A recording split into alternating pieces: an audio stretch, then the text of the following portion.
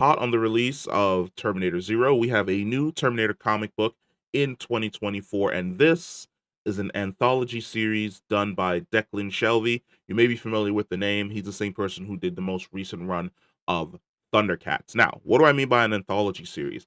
This series basically follows multiple different characters who, at some point in time, will join the Resistance. Skynet, getting sick and tired of John Connor's shit, has simply decided, you know what? How about we just bomb the entire timeline with Terminators? It's kind of an expansion of the story we got in T3. Due to the fact that Skynet has consistently failed to kill John Connor, it has decided that the next best thing to do is basically kill all of the people who support John Connor. And that means peppering the entirety of the timeline in nothing but Terminators. Now, for people who watch Terminator Zero, we now know that doing so creates branch timelines for every single point that those Terminators land on said timeline. So it's kind of counterintuitive for Skynet to take this approach, but hey, who am I to argue with a megalomaniacal machine? So this story is simply called Out of Time. It deals with two characters. Off the top of my head, I'm extremely sorry, but I do not remember whether or not we actually get names for these characters. I feel like we do, but I don't exactly remember off the top of my head, and I apologize for that. But essentially follows two individuals, an older gentleman and his wife. A Terminator has decided that they both need to go. One of the cool things is the story actually begins a little bit before Judgment Day, where they are simply on the run attempting to escape from said Terminator that is trying to kill them and send them packing to the Shadow Realm. And they actually end up surviving Judgment Day, but surviving Judgment Day hiding out at a cabin by a lake, far from any type of population centers, way deep inside of the woods. However, a Terminator does not stop. It does not need food. It does not need any type of human comfort. All it is here to do is simply accomplish its task. And we see that.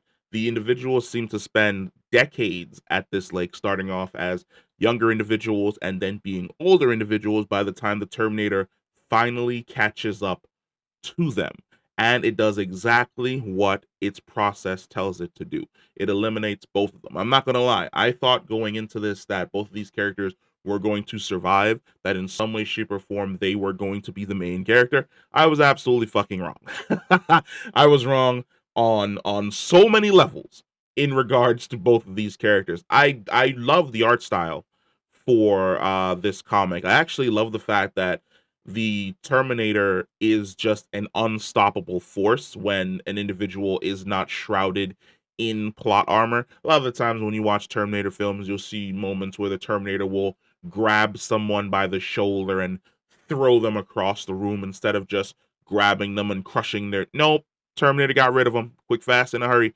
Grabbed him by the throat, slammed him up against the wall, snapped his neck, and kept it absolutely fucking moving. There's also a dynamic in this that you kind of get in regards to PTSD, where you're being attacked by something that you don't understand. And I actually love that small subtle nuance where she's still dealing with the trauma of the initial attack, of seeing what this thing actually is, and all these years later seeing that exact same thing come walking out of a lake, walking towards you with the intention of killing you and getting your ass up out of there. Yes. I also like the fact that they set up traps. Well, I really shouldn't say set up traps. They arm themselves with weapons in hopes of being able to defeat this thing, but rudimentary shotgun weapons from 20 years ago aren't going to be able to phase this thing in any way, shape, or form. And of course, we end up getting the following chapter, which seems to be a whole lot more interesting than this one. The next one is being called Buried Alive. And in this one, we are getting both the Hunter Terminator and a Defender Terminator that has been sent back into the past.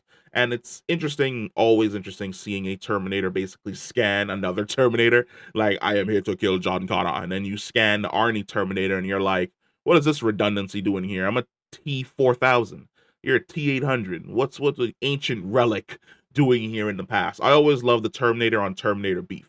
But yeah, I absolutely enjoyed this comic book. It literally came out of nowhere. It wasn't on my radar in any way, shape, or form. But I am happy that I've read it, and so far I enjoy it. The art style is really, really crispy, and the fact that it's an anthology series means that it could take us to multiple different locations around the world and show us whether or not these characters survive this situation. And basically, like I said before, with the way in which the timeline works, go off to become their own heroes, or if the Terminators are really, really good at their job and Skynet has basically peppered the entire planet with these sleeper Terminators from the future that have accomplished their tasks and have just basically shut down and essentially just went to sleep. But let me know if you're going to be checking this out. Comment down below.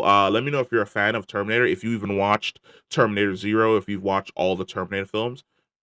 Drop that in the comment section for me, all right? I'll catch you in the next one. Peace.